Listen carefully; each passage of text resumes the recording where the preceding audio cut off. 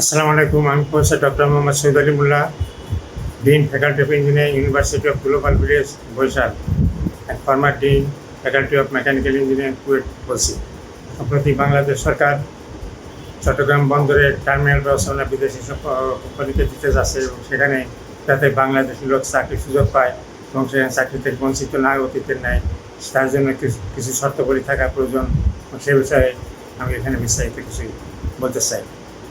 যখন একটা ফ্যাক্টরি নতুন স্থাপিত হয় তখন কিছু দক্ষ লোক, কিছু অদক্ষ লোক এবং কিছু আধা দক্ষ লোক নিয়োগ করা হয়ে থাকে এবং পরবর্তীতে অদক্ষ আধা দক্ষ লোকদের প্রশিক্ষণের মাধ্যমে এবং কর্মফিল্ডের দক্ষতার মাধ্যমে তাদের দক্ষতা বৃদ্ধি করে পরিপূর্ণভাবে প্রজেক্ট পরিচালনা করা সম্ভব হয়ে থাকে।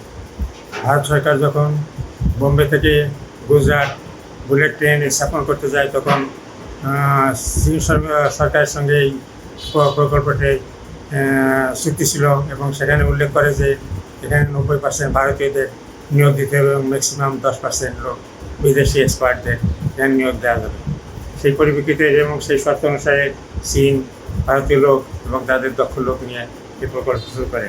এখানে যদি আমাদের এই প্রকল্পে যদি এই শর্ত উল্লেখ থাকে যে এখানে বাংলাদেশি লোকদের 90% চাকরি দেওয়ার সুযোগ থাকতে হইবে, নিয়োগ দিতে হইবে এবং বাকি 10% বিদেশি এক্সপার্ট নিয়ে তাদের প্রকল্প চালাতে হবে।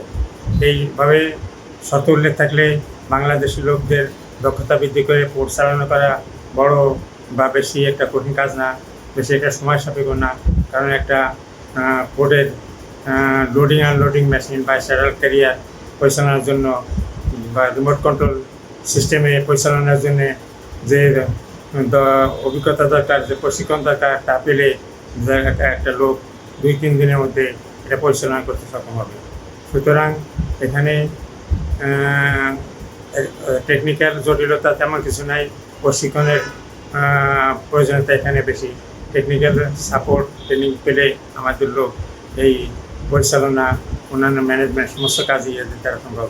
এছাড়া মেনটেন্যান্স ফিল্ডে নতুন মেশিন এর মেনটেন্যান্স কাজ কম, কিন্তু রানিং মেনটেন্যান্সের কাজ ওর প্রশিক্ষণ পেলে স্বল্প সময় 2-3টা মেনটেন্যান্স পরিচালনা করলে তারা এই মেনটেন্যান্স কাজ পরিচালনা দায়িত্ব নিতে পারবে।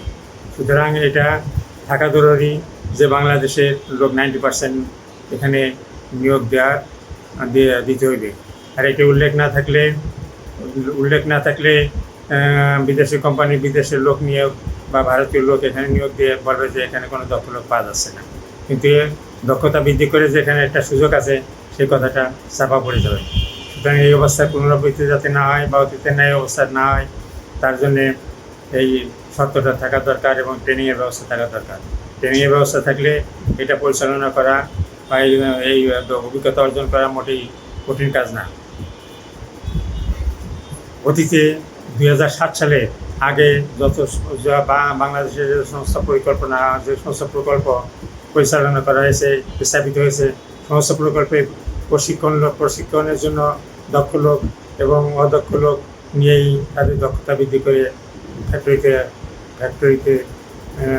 ফ্যাক্টরির দায়িত্ব বুঝে দেওয়া হয়েছে এবং যার জন্য বাংলাদেশের 2007 সালে আগে বিদেশি লোকের নিয়োগ তেমন উল্লেখযোগ্য পরিমাণ ছিল না। কিন্তু 2007 সালের পরে কোম্পানিদের নানা লোক দেখাইয়ে বিদেশিরা এখানে চাকরির সুযোগ নিয়েছে এবং আমাদের বাংলাদেশের লোকরা চাকরি করার সুযোগ কিন্তু বঞ্চিত হয়েছে। তো আগামীতে এই প্রকল্প ছাড়া শুধু এই শর্তে এই প্রকল্পের জন্য প্রযোজ্য নয়, অন্যান্য ফ্যাক্টরি, অন্যান্য প্রজেক্টের জন্য প্রযোজ্য। আগামীতে শাহজালাল বিমানবন্দরের থার টার্মিনাল এবং মাদারবাড়ি গভীর সমুদ্রের জাপানিদের যে গভীর সমুদ্র ব্যবস্থাপনা যে দেওয়া যাচ্ছে সেখানেও একই শর্ত উল্লেখ থাকা দরকার। এছাড়া মেট্রো ট্রেন রূপপুর প্রকল্পেও এই শর্ত যথাযথ না থাকায় বিদেশিরা এখানে চাকরি করার সুযোগ পেয়েছে, কিন্তু আমরা সেই সুযোগটা একটু বঞ্চিত হয়েছি।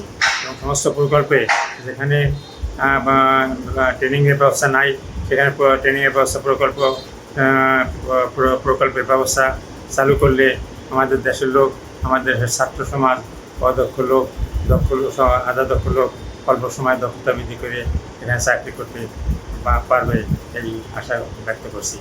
এখানে কাল্পনিক কিছু বলা হয় নাই, সম্পূর্ণ বাস্তব ভিত্তিক অভিজ্ঞতা থেকে বলা হয়েছে এখানে দুর্নিয়ন্ত্রণ ব্যবস্থায় স্ট্যাটাল ক্যারিয়ার আমাদের দেশে তৈরি করা সম্ভব, এবং দুই একটা দুর্নিয়ন্ত্রণ বা একটা মডেল তৈরি করে যদি উৎসাহিত করে সরকার এখান থেকে একটা স্ট্যাটাল ক্যারিয়ার তৈরি করে দুর্নিয়ন্ত্রণ ব্যবস্থা এটা পরিচালনা করে দেখানো যেতে পারে। সুতরাং আমাদের দেশে যেটা অভাব, দক্ষ লোকের অভাব হয়েছে, প্রশিক্ষণের অভাবে, শিক্ষা ব্যবস্থার ত্রুটি নাই। ইন্টারন্যাশনাল ব্যবস্থায় যেভাবে শিক্ষা ব্যবস্থাটা হয়ে থাকে সেটাই এরা সেই ব্যবস্থা অনুসরণ করেছে।